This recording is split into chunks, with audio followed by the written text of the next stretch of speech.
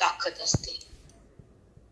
जसं तुम्हाला मी एक शब्द बोलले तर ते शब्द चांगला का वाईट हे तुमच्या अंतःकरणाची ताकद आहे.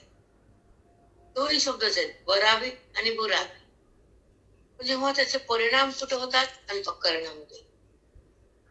बरं बोललं तर आनंद होत आणि तीक्ष्ण बोललं तर दुःख होत. म्हणून आपण शब्दाची ताकद ही अंतःकरणामध्ये आविर्भूत होते, तयार होते. एका सुंदर शब्दाने, प्रेमळ शब्दाने अंतःकरण सुखावतं. वैदिक शब्दाने अंतःकरण परिवर्तित होतं. व्यवहारिक शब्दाने अंतःकरण विकारमय होतं. हे करा, तिकडे सारा त्या बोलतात या इकडं खा, ते इथं बसा. तुम्हाला कळतं ना, या म्हणणे, दिलं तर खा म्हणणे. हा बुद्धीला कळण्याचा व्यवहार आहे, कळणं व्यवहारच आहे, पण विकारातून आहे व्यवहार. हे कळणं म्हणजे विकारभूत वृत्ती, आणि तेव्हा ते सगळा व्यवहार होतो. विकाराविना व्यवहार नाही, आणि हा विकार मायेविना नाही. मग जे सूक्ष्म नीट आहे का, कसं काय तुम्हाला माहित नाही. जो व्यवहार होतो तो माया कार्य आहे, म्हणजे अविद्येचं कार्य. पण व्यवहार होताना वृत्ती आणि गुणाचा संबंध आणि इंद्रियाचा विकार, लक्षात ठेवा. चांगलाच म्हणायचं, चांगला बोलतात, बघतात, हा व्यवहार आहे. मी काही न बघतात ना, त्या माझ्यासमोर आहे, हे डोळ्याचा व्यवहार आहे. पण हा व्यवहार विकार होऊ नये, निर्विकार नाही. थोडी बुद्धी चाणक सुद्धा मिळण्याचा. आता ह्यांनी मला पाणी दिलं तर मी डोक्यावर व्हायला तर तोंडायला लागलं, मग ते हात कुठे गेले, तोंडाकडे. हे पण सूक्ष्मता आहे, कळायला का? आता ताटामध्ये भाजी वाढली, हा, तर मग रसही वाढला. आता भाजी रस एक करून खातो का? पण घट्टवरणाची भाजी एकत्र करून खातो. तसं वृत्ती आणि माया एकत्र व्यवहार होतो.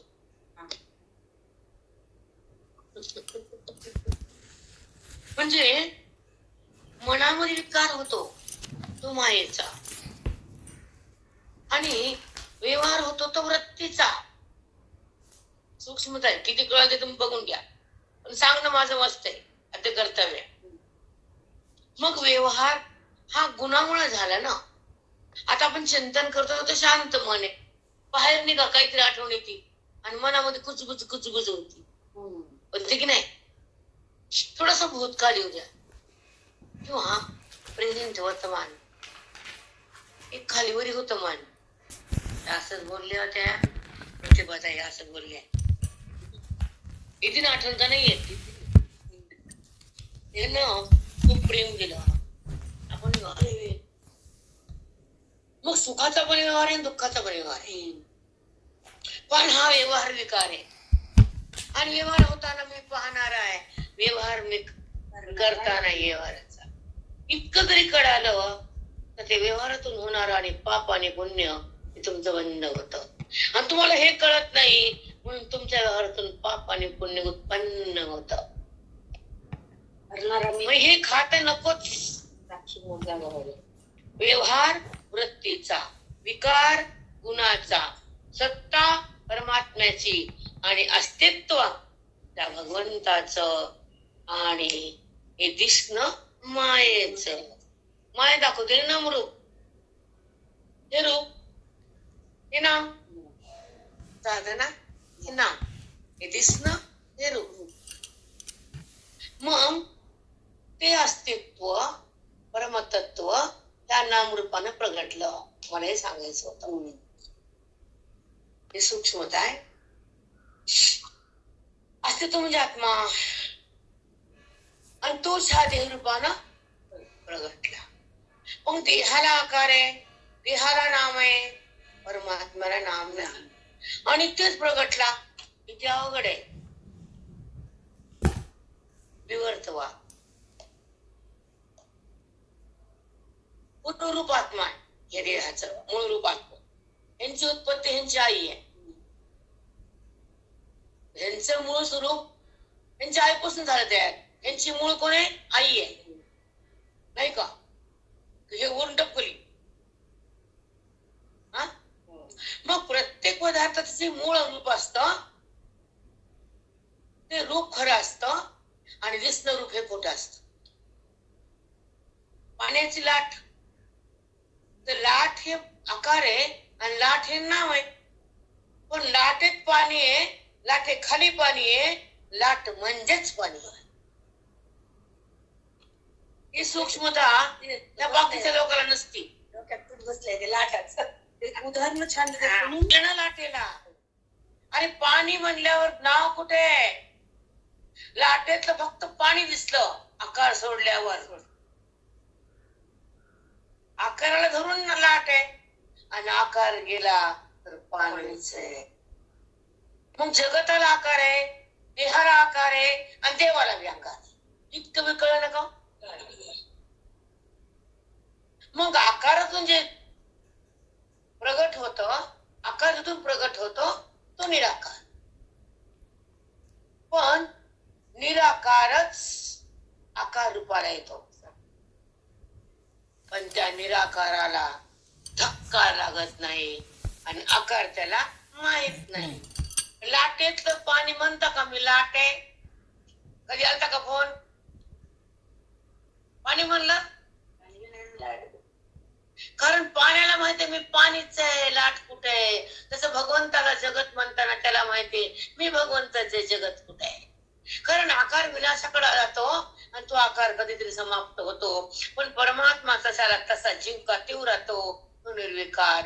आणि दिसलेला आकार हा संपणार कधी ना कधी. मग दिसतानाच आकार नाही म्हणा की. लाट काठेला जाऊन संपतीस ना, अरे संपत. लाट दिसताना जाताना जाताना जाताना काटापर्यंत जाती. फक्त एकदम समुद्र आणि त्या काटाला गेल्यावर लाट. तसं वृत्ती भगवंतामध्ये समर्पित झाल्यावर आकार संपून जातो. खूप सूक्ष्मता वेदामध्ये. मग तुम्ही सांगा, पाण्याला माहितीये का मी लाट झालो? नाही. पाणी म्हणतो मी पाणीच आहे, तर भगवंत म्हणतो मी भगवंतच आहे. तुम्ही त्याला जगत रूपानं पाहतात. पाण्याला लाट रूपानं पाहणं म्हणजे मायेचं अस्तित्व आणि भगवंताला देह रूपानं पाहणं म्हणजे वृत्तीचं अस्तित्व. पण अस्तित्व त्याच होत त्या वृत्तीला दिलं, देहाला, जगताला. आहे पण ते ईश्वरच आहे. घर आहे, देह आहे, हात आहे, पोट आहे, अंगठा आहे, कांड आहे. पण आहेला सोडून कांड दाखवता येतं का? मग आहे शिवाय जर कांड दाखवता येत नाही तर भगवंताशिवाय जगत उत्पन्न होत नाही. हे ओळखील का? एक तो परमे तर ज्ञान कुठलं? जेव्हा नजर येते तर अज्ञान कुठलं? भगवंताची नजर आली सगळा तो दिसायला अज्ञान आहे. सगळं जगत दिसायला अज्ञानावाचं आहे.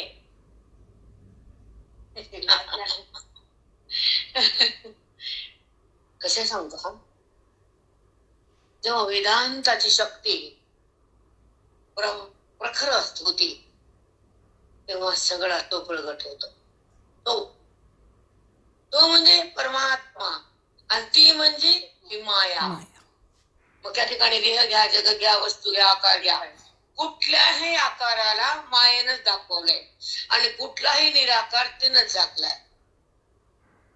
कुठलाही आकार तिनंच दाखवला आणि कुठलाही परमात्मा तिनंच झाकला. दाखली ती बी झाकते बी. किती बाई ढालगज आहे ती माया. बरोबर आहे. मग दाखवणं आणि झाकणं हे अज्ञानाचं कार्य आहे. आवरण आणि विक्षेप. झाकणं म्हणजे आवरण, जगत दाखवणं विक्षेप. ह्या दोन्ही मायेच्या शक्त्या. कळालं का? बाई पुरुषाला स्वभाव कळू देत नाही. कळतो का त्याला? किती असतं बापडा घंटावर, पण जेव्हा त्याचा स्वभाव कळतो तर त्याचा संबंध जो पहिला असतो तो राहत नाही. जे भरोसा, जो विश्वास, ती बाई जर खरी कळाली तितका विश्वास बसतो आपला. तस जगत जर खरं कळालं तर विश्वास नाही, ते नाहीच वाटतं. रूप आणि नाम हे खोटे, म्हणून जगत दिसून खोटे. अस्तित्व जगत रूपानं प्रगटले, हा सिद्धांत जेव्हा घटित होतो तर परमात्मा प्रगट होतो. मग असे ग्रंथ हे काय लागतात? कारण ती अवस्था असती, ज्ञानमय स्थिती असती, आणि वृत्ती भगवंतात लुप्त असती. व्यवहार जरी केला तरी वाट नसतो, आणि व्यवहार जरी झाला तरी विकार नसतो. का नसतो? कारण त्या बुद्धीची ती आत्मस्थिती तिनं भोगलेली असती, देहस्थिती त्या मनानं त्यागलेली असती, आणि मनाचा संबंध ईश्वराशी असतो, आणि अज्ञानी लोकांचा मनाचा संबंध देहाशी असतो. एकाचा संबंध देहाशी आहे, एकाचा संबंध ईश्वराशी आहे. ईश्वराशी संबंध होणारी बुद्धी वेदामुळे, आणि देहाशी संबंध असणारी बुद्धी अज्ञानामुळे. मग मी देह म्हणताना जिवंत अज्ञान ठेवलं, आणि अज्ञान घेऊन पूजा केली, अज्ञान घेऊन पोथी वाचली, माती झालं का तिचं काही? जिवंत अज्ञान असतं त्या लोकांमध्ये.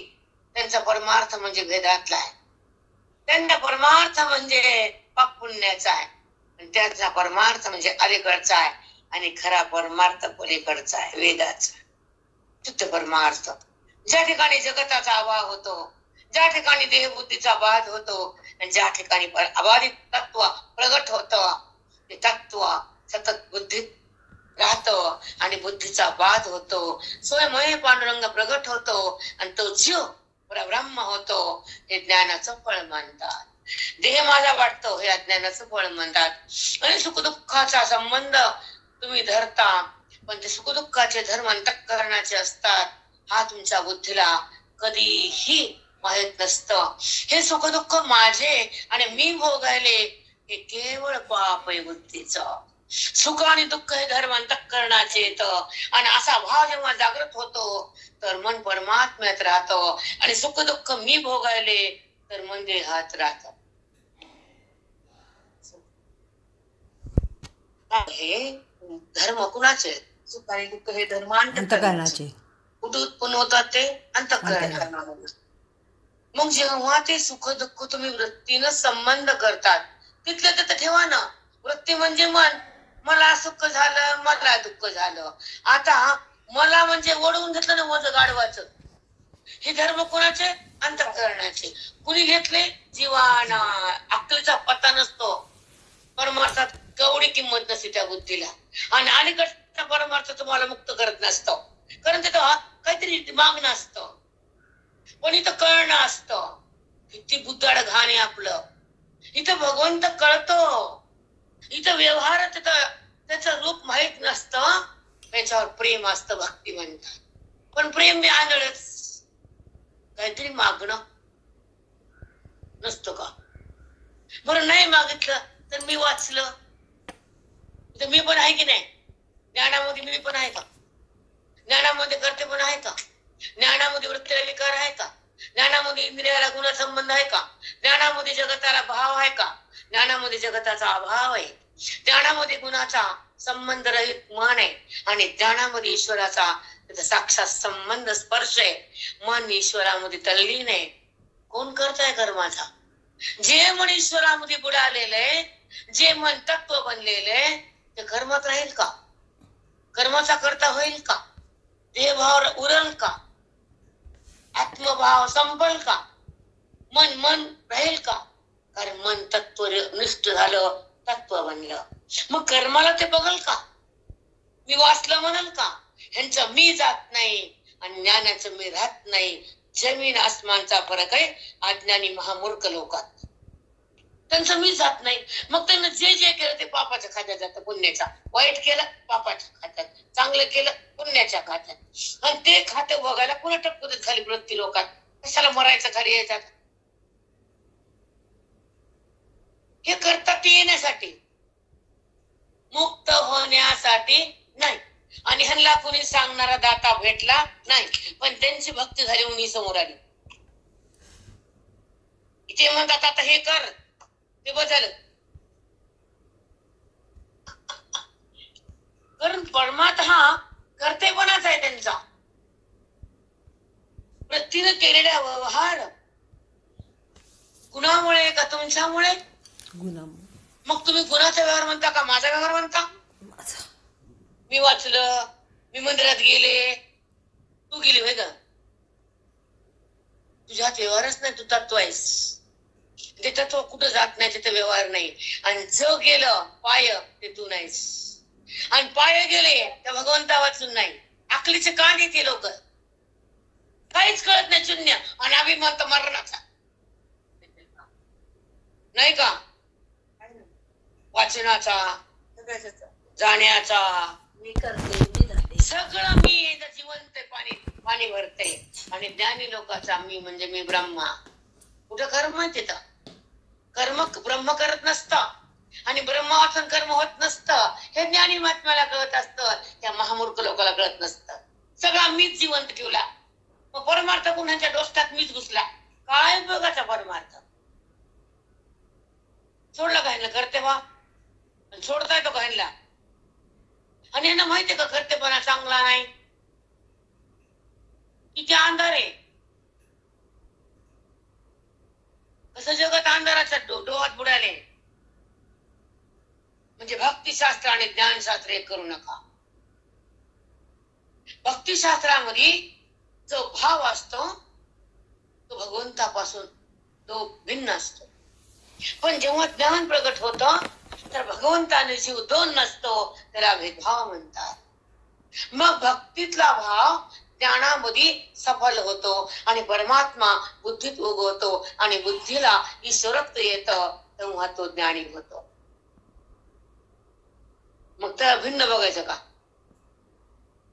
तो ईश्वर तुम्ही समोर बघताय ना. ज्ञानामध्ये ईश्वर उरला का तुमच्याहून बाजूला? आणि भक्तीत बाजूला ठेवल्याशिवाय भक्ती होती का? एकदा समोर आणि एकदा आपण. कुठं कळत? जो परमात्मा आहे त्याचं मूळ स्वरूप हा निर्विकार आहे, आणि तो दिसून तो दिसणारा नाहीच आहे. तो अस्तित्व रूपानं सगळ्यात आहे. त्याच नाव ईश्वर आहे. मग त्यानं कोणचंही नाव घ्या, राम घ्या की लक्ष्मण घ्या की स्वामी समर्थ घ्या की गजानन बाबा घ्या, काही बी घ्या, नाव तुम्ही दिलंय, पण ते नाव तत्वाला चालय. तत्व नाही तर नाव नाही. ऐका, जिथून प्रगट होते ते प्रगट होणार तत्व म्हणजे आत्मा. आणि जर आत्माच माहित नाही तर बुद्धीचा वैभव नाही. म्हणून बुद्धीचे वैभव अन्य नाही तुझे, एक केशवराजे सकाळ सिद्धी. सगळ्या सिद्ध्याच्या तत्वातून सिद्धी म्हणजे ज्ञानमय अवस्था. जे जे प्रगट होऊन दिसत ते अस्तित्वच असत. मग त्याला नाव किती बी द्या, त्या नाव हे उपाधीला आहे, आणि उपाधी ही मायेची आहे, जीवाची. आणि शिवाची उपाधी, जीवाची उपाधी आहे, आणि शिवाची उपाधी माया. आता सांगा बरं, हे दोन वाक्य कळालं? काय काय थांबा. आता हे साधण्याला काहीतरी इथं बुद्धीमध्ये उत्कर्ष होतो. त्या ठिकाणी ईश्वराचा स्पर्श होतो अंतःकरणात, तेव्हा तो जीवशी होतो. आणि ज्या बुद्धीला देहाचा स्पर्श होतो तिथे भगवंताचा स्पर्श आहे का? बुद्धीला भगवंताचा स्पर्श असावा, जडाचा नसावा. मग जडाचा स्पर्श करून देणारा अज्ञान आहे, आणि भगवंताचा स्पर्श करून देणारा मनाला ज्ञान आहे. मग ह्याला स्पर्श नाही, ह्याला बघ नाही. स्पर्श घ्यायला सांगा ऐका सांगते मी आता. अंधार कोणचा अंधार यांच्यापाशी म्हणून वाटतं सगळ्यांना संबंध करते आणि मी देह म्हणते सगळ्यालाच माहिती. पण देहाच्या संबंधात दुःख आहे. मृत्यू म्हणजे मन. काही वैदिक भाषा पुन्हा बापाला कळत नाही. काय कळली तुम्ही लक्षात नाही म्हणजे टिपिकल वाचणं टिपिकल बघणं ते एकच नाही दुसरं काय आहे. आता हे ठरलेलं राम वनवासात गेला. आता किती ऐकलं 1000 बारे ऐकलं पण राम कसा होता हे कधी ऐकलं. आता राम होता राम गेला रामाची आई रामाचा भाऊ. रामाला भाऊ नाही काय म्हणतात आता आम्ही म्हणतो तर रामाला भाऊच नाही. सगळं राम आहे तिथं भाऊ आहे. म्हणजे मग सगळं राम म्हणल्यावर ज्ञानमय अवस्था आणि रामाला भाऊ म्हणल्यावर अवतार अवस्था आणि राम जन्माला म्हणल्यावर भेद अवस्था आणि राम जन्मत नाही म्हणल्यावर अभेद अवस्था. जन्मच नाही अजन्म आहे. मग जे जन्मलं ते खरं आहे का. जन्मतो का तो तर सिद्ध परमात्मा आहे त्याला जन्मच नाही. आणि जो जन्मतो देह तो खराच नाही. आणि देवाचा अवतार जन्म हा नाटक वाचून नाही आणि त्या भक्ताला कळत नाही. म्हणून भगवंत मुले नाम द्यायला औंढ्याला जा.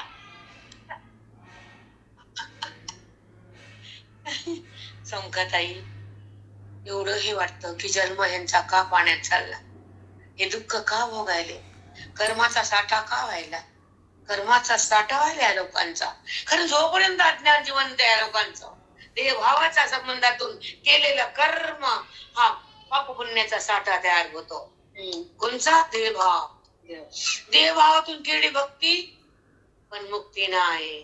देहभावातून केलेली क्रिया ती खरी नाही. आणि देहभाव टाकल्यावर कोणतीच क्रिया उरत नाही. आणि देहभाव ठेवल्यावर क्रिये वाचून काहीच नाही. जातात लोकांना सूक्ष्म आणि त्यांना मुक्ती वाटतात ते शब्द त्यांना कळत नाही. आंधळे वाचन नजरच नाही ना त्या शब्दाची. साधी म्हणजे कुठली परमात्मा प्रगट व्हावा आणि बुद्धीला ब्रह्मत्व पद यावं. कशाचा मी कुठं मी जिथं मीला जागाच नाही तत्व प्रगट झाल्यावर. इथं मी जातच नाही अज्ञान जिवंत ठेवल्यावर. अज्ञानातून मी आहे ना. मी देह तुझा देह तू देह मी नाही. देह म्हणजे पंचभत्वाचं मिलन एकत्र राहणं भूत. मग भूत तू आहेस का. भूत म्हणजे पाणी जल अग्नी पृथ्वी वायू. तू वार आहेस का. मग तू जर वार नाही तर देह मी का. तर चाल बोल बरोबर आहे ना. जे वायू मन झालं वायूपासून तर तो वायू म्हणत नाही मी मन बनलो. म्हणतो का वायू का म्हणत नाही. वायू जड आहे त्याला माहित नाही मी मन बनलो का मी इकडून तिकडं व्हायलो. कारण जडाला अस्तित्व नाही. जड जाणीव नाही आणि जडामध्ये क्रिया नाही. आज जे खळ वेदांत आहे. हॅलो प्रेरणा. जडामध्ये हालचाल नाही. नीट लक्षात ठेवा. जड म्हणजे देह पंचमहाभूत हा विषय इथून चालला होता. तिथून तुम्ही मांडायला पाहिजे होत. मी मांडलं का ते नाही पूर्ण मांडवलं पाहिजे. मग काय स्थिती तुमची नाही कारण ती योग्यता नाही. पण त्याच्यामध्ये स्वतःहून क्रिया होत नाही. हा गिलास जड आहे त्याला स्वतःहून जाता येत त्याला हाताचा आधार गिलास तिथं जातो. तसं जडाला अस्तित्व परमात्म्याचं लागतं तेव्हा त्याच्यात क्रिया होती. कळतं बाकीच्या लोकांना. आणि कुठे लिहिलं हे असं ती इतकं सांगू तर बोलता येईल तुम्हाला. शब्द त्याचीच करता येत त्याच करता येत आले तरी मांडता येते. ते पण कळतंय असं आपलं आज्ञान काय आपण करून ठेवायचं. आपण म्हणताच येत जे आहे ते आहे. आता मी झाड आहे नाही मी चवळीच शेंग आता ढबरी दिसाली चवळी येत नाही. दिसाली ढबरी आणि म्हणते मी चवळी. तुला कोण चवळी म्हणत कळालेली असते तरी तर समोर मांडता येत नाही. ऐका जे जड आहे.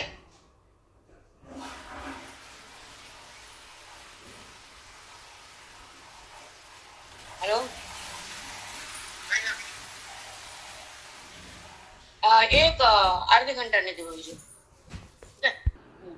जड म्हणजे दृश्य वही काढलं पण आतून यायला तर मी काय करू. आता वाचलं का मी एवढं प्रगल वय का जड म्हणून पडले त्यांनी उठवलं मला.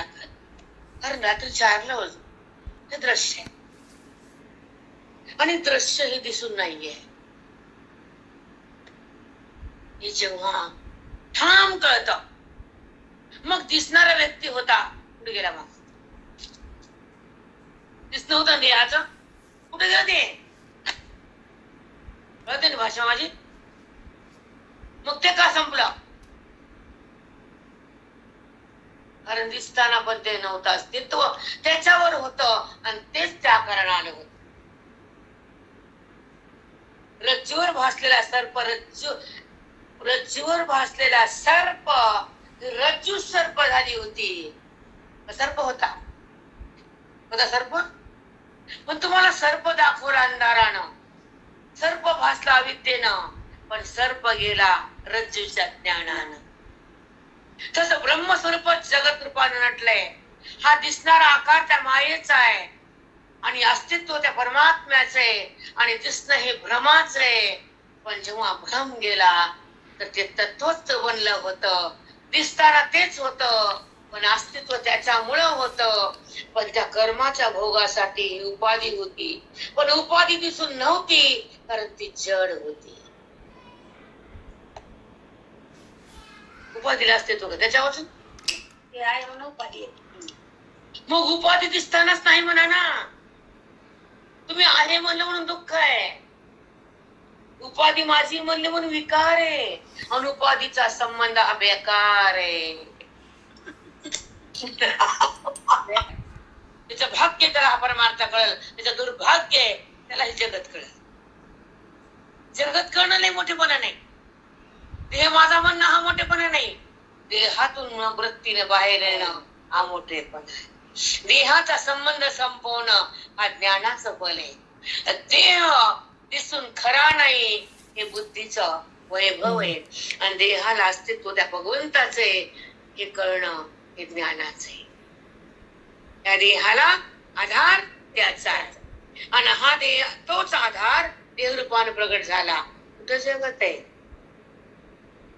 कुठं अस्तित्व, कुठं जड आहे. कारण जड तोच बनला, भूत कोण बनला हेच लक्षात ठेवलं. भूत माझ माझी असे, भूत माझ माझी असे. कारण माझ्यामुळे भूत आहे. नीट ऐका आता तुम्हाला दृष्टांत सुंदर द्यायले. भूत मज माझी असे, भूता माझी मी नसे. थोडंच फरक आहे. असे नसे. सांगा आता विस्तार. त्यामध्ये तेव्हा प्रगट करतो होतात तर मी करतो. ऐका, भूत माझ्यापासून आहे पण त्या भूतामध्ये मी नाही. कारण जे प्रगट होत ते मायेचं कार्य असतं आणि माझ्या अस्तित्वावर प्रगट झालेलं ते खोटं असतं. पण ज्याच्यामुळे प्रगट झाले ते खरं असतं. अधिष्ठान आणि अध्यस्त हे दोघं एकत्र असतात आणि अध्यस्त दिसताना जे अधिष्ठानावर दिसतं पण अध्यस्त हे अध्यस्तामध्ये अधिष्ठानच असतं. पण अध्यस्त जेव्हा बाधित होतं किंवा अदृश्य होतं तर ते नजरेचा बदल आहे. कारण दिसताना दृश्य नाहीये कारण सगळा मीच आहे. पण मी जेव्हा भूत बनलो तर विकार माझ्यात नाही, भूतात मी नाही, पण माझ्या वाचून भूत नाही. मी नाही आणि भूत माझ्या वाचून नाही. लाईटच्या प्रकाशात वाचता आलं पण वाचलं लाईटीनं नाही. लाईटीमुळं वाचलं का लाईटीनं वाचलं नाही तर लाईटीनं वाचलं म्हणा. तसंच आहे ना. वाचावर अंधारात आहे का वासना अंधारात आहे. तसं कळणं जडाचं आहे. जडाला कळणं आहे, जडामध्ये कळणं बी नाही, जडाला अस्तित्व बी नाही, जडात हालचाल बी नाही. जडात विकार बी नाही. मग जो विकार होतो तो वृत्ती जड आहे. विकार का होतो?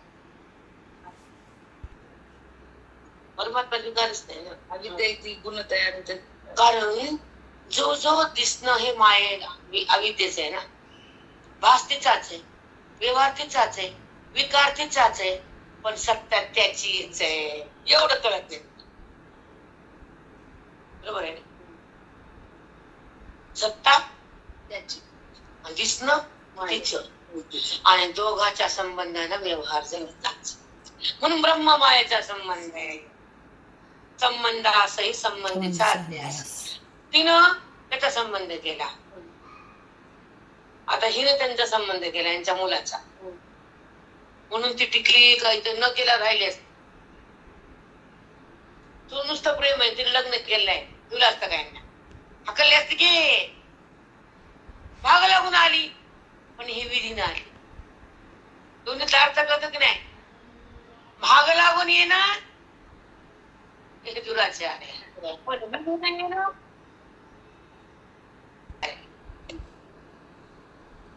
आणि भाग लागून येणं लुटणं त्याच्यापाशी काय आहे डकुलं घ्यायचं जायचं त्याच्यासाठी यायचं. मग त्याला लुटती का? सांभाळती. म्हणजे लुटणारी वेगळी असते, सांभाळणारी वेगळी असते. लुटणारी मायाने लुटून टाकलं. लुटलं नाही का बुद्धीला मायेनं? नाही का लुटलं? आयुष्य जर माया घातलं तिथे तुम्हाला लुटलाच. पण जेव्हा माया कशी आहे कळाली तर ती संपली. कळत नाही का? जडाला जेव्हा तुम्ही स्थान दिलं तर स्थान भगवंताच आहे, अस्तित्व स्वरूपाच आहे. आणि तुम्ही अस्तित्व जगाला दिला आहे. पण देह आहे, वर्ग आहे, जगत आहे, सुख आहे, दुःख आहे. परमात्मा प्रगट झाल्यावर देह बी नाही, सुख बी नाही, दुःख बी नाही, त्याच्या वाचून काहीच नाही हे कळाल्यावर देहभाव नाही.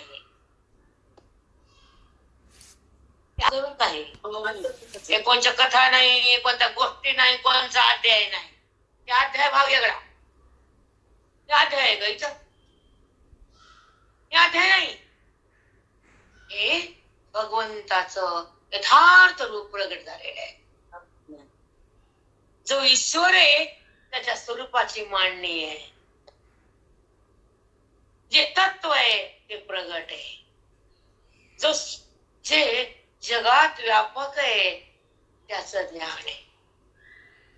दिसणं म्हणजे व्यापक नाही, पण दिसणं व्यापक वाचू नाही. हे ज्याला कळलं त्याला बंधनच राहत नाही. खरं नाही. पण दिसणं व्यापक वाचून नाही. दिसणं दृश्य पाहतानाच त्याला अस्तित्व नाही, कारण जड आहे. आणि जड तोच बनला तर कुठं जड आहे? हेच सांगाल तुम्हाला. मातीचं गट बनली, भगवंत जगत बनला आणि भगवंत देह बनला. पण विकार नाही झाला भगवंता. तोच ब्रह्मतत्व जगत रूपान नटलं आणि तेच आत्मा देह रूपान नटला. जसं अलंकार बनताना सोनच आहे मध्ये. जर सोनं नाही अलंकार नाही. जर ब्रह्म नाही तर जगत नाही. जर पंचमहाभूत नाही तर देह नाही. आणि देहामध्ये असणाऱ्या अस्तित्वाला बुद्धीनं पकडलं तर ती जडा नाही. बुद्धीनं भूताला आधारित असलेल्या आत्मतत्वाला एक झाली तर ती देह नाही. आणि जी भूताला एक झाली तर तिला देह वाचून काही मागती कळत नाही. मग जे कळायचं ते राहून गेलं तत्व, आणि जे कळून ते भूत कळाले आणि भूतासंग मन मिळालं. अज्ञान जिवंत राहिलं, भगवंता बाजूला गेला, बुद्धी भ्रष्ट झाली, सुख दुःखाकडे आली, परमात्म्यातून बाहेर गेली आणि जगतामध्ये नाचू लागली. बरं आहे का? हे खोट्याला बघून हसू लागली.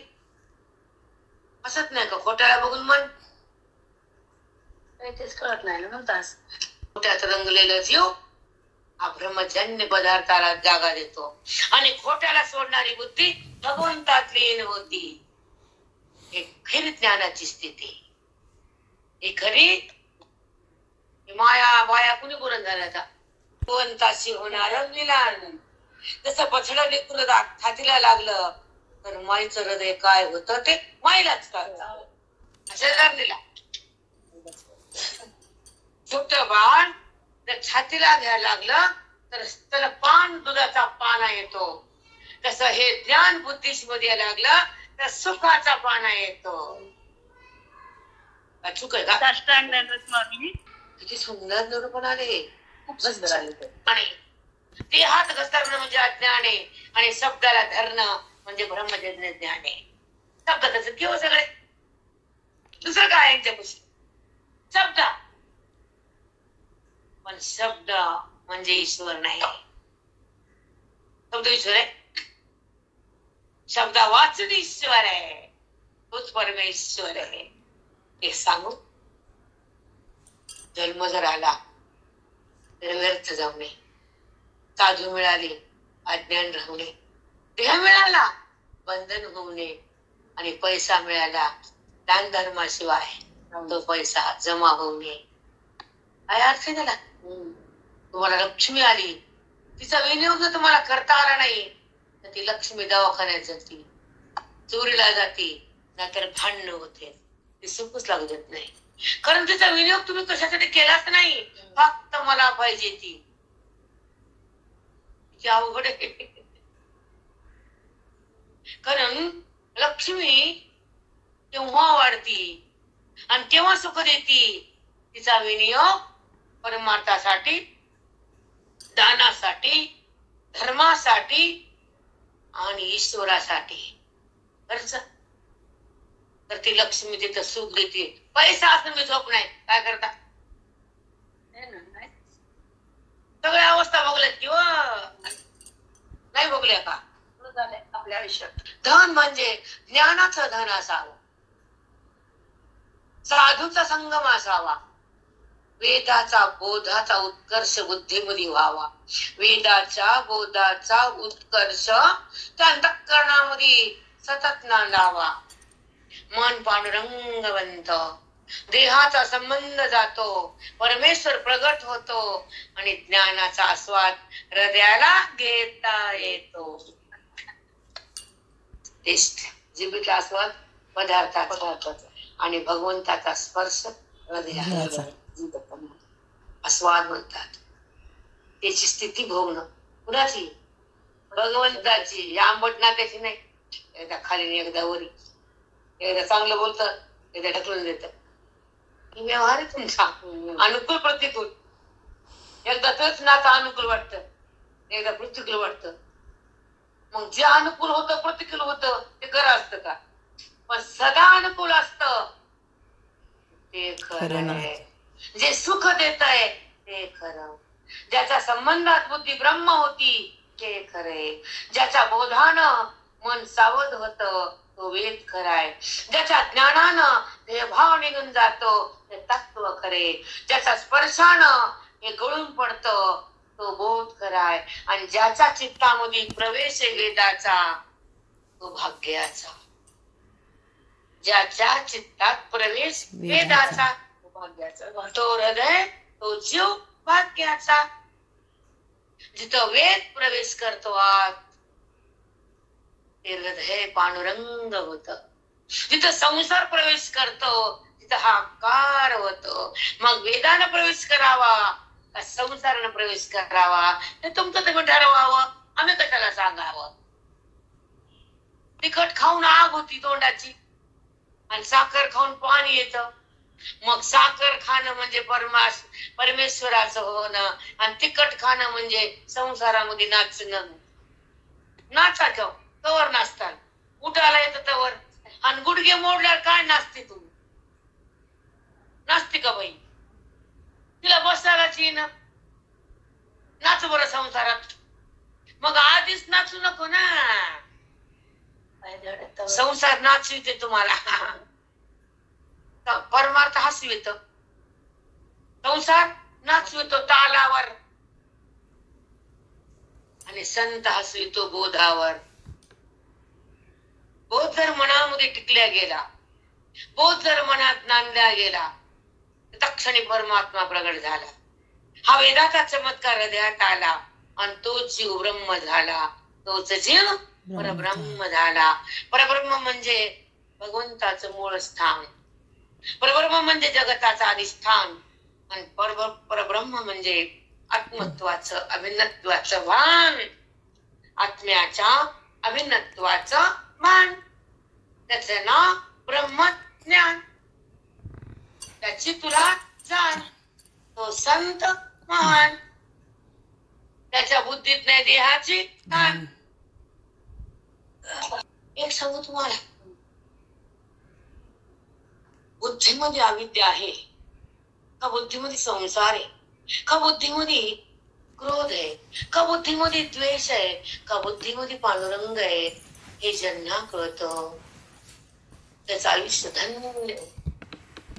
ज्या बुद्धीमध्ये एक संसाराबद्दल वासना आहे, देह माझाही पण वासना आहे, नाही का? देहासंबंधी असणारा पसारा तोही माझा, किती कचरा भरतीस.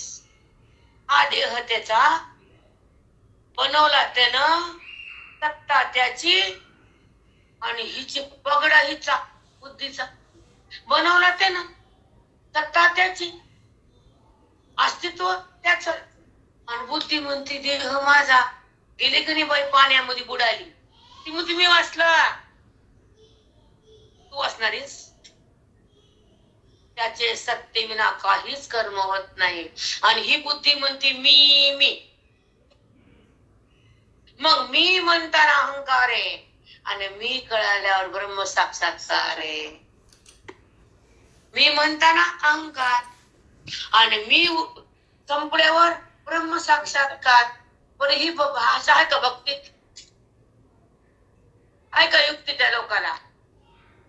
ही भक्ती बी नाही, ही युक्ती बी नाही, आणि ही मुक्ती बी नाही. कारण भक्ती परिपूर्ण झाल्यावर हे मिळतं कानाला. नारदवट भक्तीला काय माती कळत? मी वाचलं आणि मी गेले आणि मी आले. अरे मी वाचून जाता येत नाही, आणि मी वाचून हालचाल बी नाही, आणि मी वाचून त्या देवाला तुला पाहता बी येत नाही, आणि तू सिद्ध बी होत नाही. तुला सिद्धताच नाही, तुला अस्तित्वच नाही जीवाला. खरं सगळं तो आहे तर कुठं मी आहे? आणि कळतं काय मूर्ख लोकांना? त्यांच्यामध्ये सगळा अहंकार भरलाय, कुठ कुठ हसून भरलाय ताई, नाही का भरला? जिथं अविद्याच मेली नाही तर अहंकार जगला. जिथं अविद्याच नाही तिथं परमात्मा प्रगटला. होतं का ह्या लोकांना अहंकारात आहे, कामी देहात आहे, कामी शब्दात आहे? कळत आहे? माती कळत का? म्हणून जगात वेदाला महत्व आहे, संसारामध्ये प्रारब्धाला महत्व आहे, वाणीमध्ये प्रेमाला महत्व आहे, आणि जगण्यामध्ये ग्रंथाला महत्व आहे, आणि अनुभवण्यामध्ये तत्वाला महत्व आहे, आणि आयुष्य संपवण्यामध्ये त्या ईश्वराचं संबंधाला महत्व आहे. देहाचा संबंध करत करत प्राण गेला तर अधोगती बेटा पता नाही. पण देह पडताना त्याची सत्ता जर प्रगट झाली तर पतन नाहीये, त्याचं मिलन आहे. मग मिलन बरं का पतन बरं? आणि मिलन स्वतःला करता येत नसतं, स्वतःला वाचन करता येतो. मिलन साधूला करता येतं, कुठे आहे का? जो खरा आहे म्हणजे खोट आहे, दोघं एकत्र आहे. खरं खोट एक आहे, एकत्र आहे. आत्मा आणि अनात्मा, खरा आत्मा, खोटा अनात्मा, एकत्र आहे. आता शेण आणि संगदाना दोन ठिकाणी का? त्या टपरामध्ये संगदान आहे, त्या टपरातच आत्मा आहे. संगदान आहे आणि अज्ञान फोडलाय परमात्मा आहे. त्याच्यापेक्षा खाली जाता येत नाही बाबा. साष्टांग दंडवत माऊली. खूप छान, खूप छान. संगदान प्रगटच होत नाही, आणि अज्ञानाशिवाय जगत खरं वाटतच नाही. टप्पर काढल्यावर अज्ञानच नाही, मोह गेल्यावर ते भावच नाही, मोह पण जातच नाही, अज्ञान सुटतच नाही, परमात्मा भेटतच नाही, आणि शब्द वाचून जगाला काही कळतच नाही. शब्दाला बघतेत का भगवंताला बघतात हे बाकीचे रिकामटेकडे. मी एवढं वाचलं आणि पुन्हा मी तिथं वाचताना गेली कायची मी टोचते मी आम्हाला ज्ञानेनं. कशाचे हे महामूर्ख,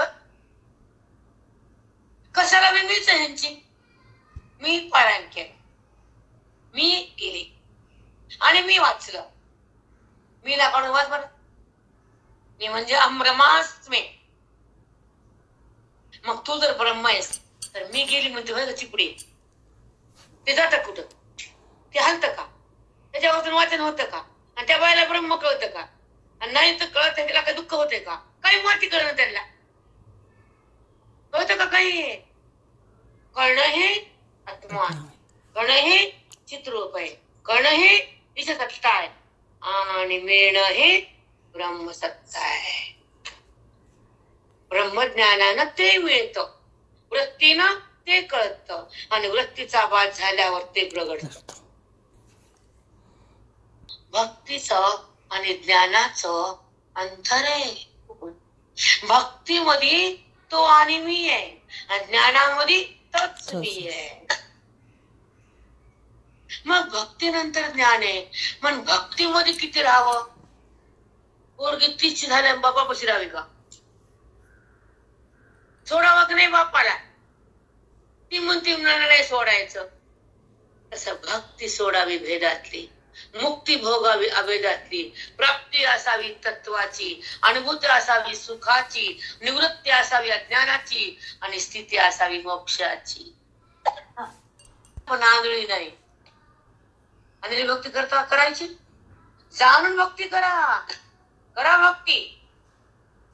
पण त्याला ओळखून तो नाचत येते मग त्याचं मनोगत तेच आहे की मला ओळखा. अंधारात राहू नका. ईश्वराला काय वाटतं, मायला काय वाटतं लेकरू कसं असावं? येड. मायला वाटतं लेकरू शहाणा असावं, आणि देवाला वाटतं भक्त पण माझ्यापासून दूर नसावा. त्याचं मनोगतच आहे. जो मला पाहतो तू माझ्याहून भिन्न राहतो आहे ना. पण जर मला खरं पाहिलं तू माझ्याहून भिन्न होतच नाही, आणि हे साधकाला कळतच नाही, भक्तीच्या लोकांना माहितच नाही, आणि ज्ञान झाल्यावर भिन्न होतच नाही.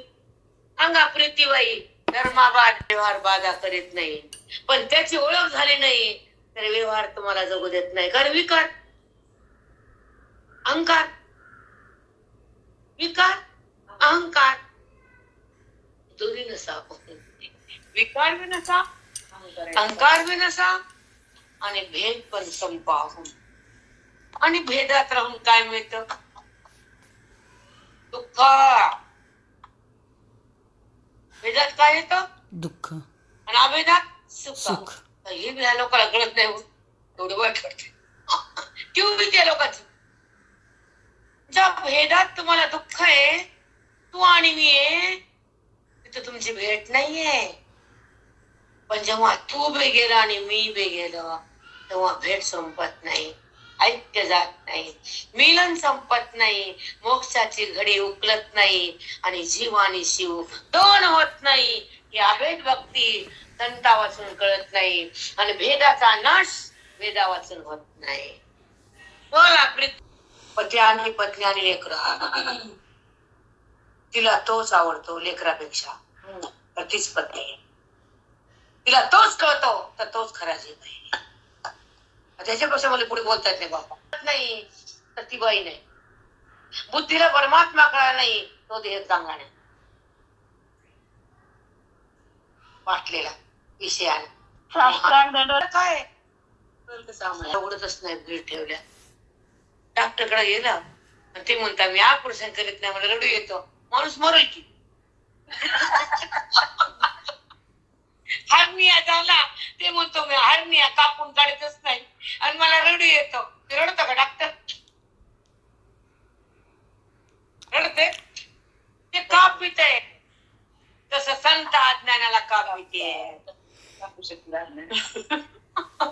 तुम्हाला उदाहरण दिलं प्रीती. जेव्हा मुलगी 30ची झाली 32ची झाली काय माऊली राहू शकते बापापाशी. कारण तिला जायचं जागा बाप नाही आता पती. हे कसं कळत वाटते शोधती नाही. ऐका ऐका जिला जन्म दिला त्याच्यापासून तिला हक लावावं लागतं. तिला नीट विचार करा.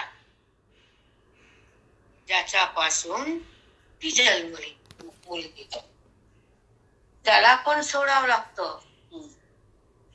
तर तिला खरं म्हणता जग. पण जर ती मुलगी बापापाशी जगली तर जग चांगलं म्हणत नाही.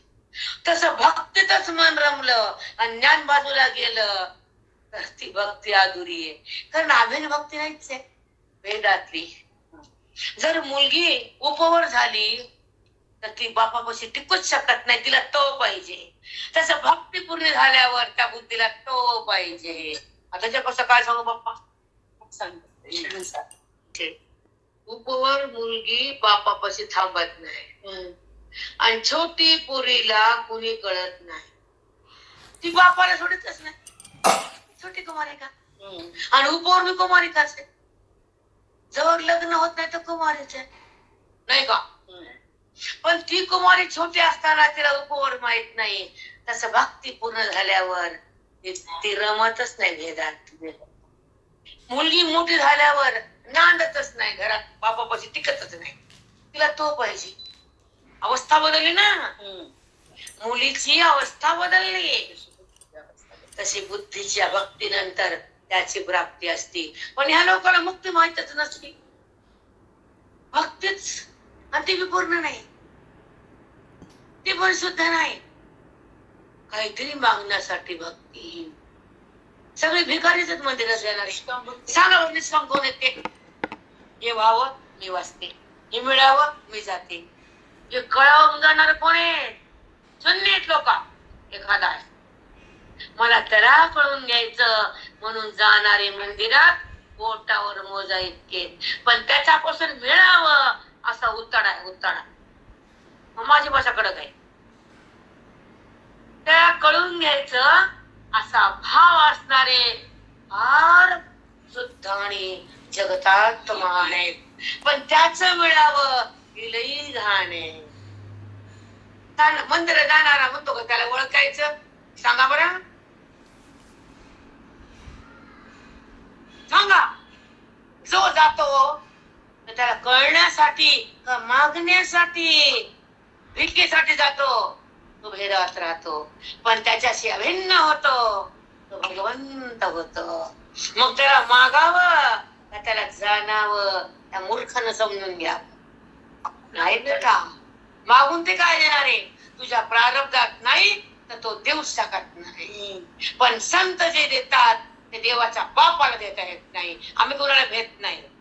सांगा मोक्ष देव देतो सुख देतो प्रारब्ध संपवतो. पण संत प्रारब्धातून अलग करतात म्हणून दुःखी जीव सुखात राहतात. परमात्म्याला पाहतात आणि परमात्माच होतात. हे आमच्या ज्ञानाचं श्रेष्ठ फळ आहे. हित काय करावं चिंतन. मन कसं करावं एक रूप. कुणाशी करावं भगवंताशी. आपण केलं एक रूपी. वाक्य बघा ना महाराजांचे. आता एकाग्र चिंतन करणं याला तुकोबाराय हित म्हणतात. चिंतन एकाग्र एकांत मनानं करणं. तुम्हाला एकांत ऐकतात का नाही. एकांतात भगवंताचं चिंतन करणं त्याला तुकोबाराय काय म्हणतात हित. आपलं हित बरोबर आहे. मनाला एकाग्र करणं देवाचं चिंतन करणं तेव्हा त्या व्यक्तीला कळते हित कळालं. त्याला एकाग्र मनानं भगवंताचं चिंतन केलं तर त्याला हित करायचं कळतं. व्यग्र मनानं हित कळत साध्य साधन. साध्य भगवंत साधना सर्व साध्य चिंतन एकाग्र, चित्त एक होत चिंतनानं, चित्त दुःखी होत संसाराने. काय शब्द आहेत बघा. चिंत शांत होत चिंतनानं आणि चित्त दुःखी होत. काय चुकत आहे? अनुभव आहे ना आपला, अनुभव आहे, रोजचाच अनुभव आहे. खरे. एकाग्र मन कशाने होत? प्रतिकूलता चित्तात नसल्यास त्याचं मन एकाग्र होत. प्रतिकूलता नसावी, अवघड अवस्था असते. प्रतिकूलता सगळे आपल्याला. अनुकूल काय? प्रारब्ध नाही, संतती नाही, कुठे व्यवहार नाही, कुठली इच्छा नाही, सगळं वेगळं वेगळं. प्रतिकूल होणार नाही. म्हणून प्रतिकूलता आणि अनुकूलता हे प्रारब्धावर आहे, तुमचा अधिकार आहे. जेव्हा अनुकूल तुम्ही करून घेता प्रतिकूलला, तर तो प्रतिकूल परिस्थिती अनुकूल करावी आणि अनुकूलतेमध्ये भक्ती व्हावी आणि अनुकूल अवस्था कायम ठेवावी, त्याला खरी भक्ती म्हणावी. आता मी थांबते, 7 वाजायले. ओके, त्याचा फोन आला, भीती लागली. मी अजून घंटा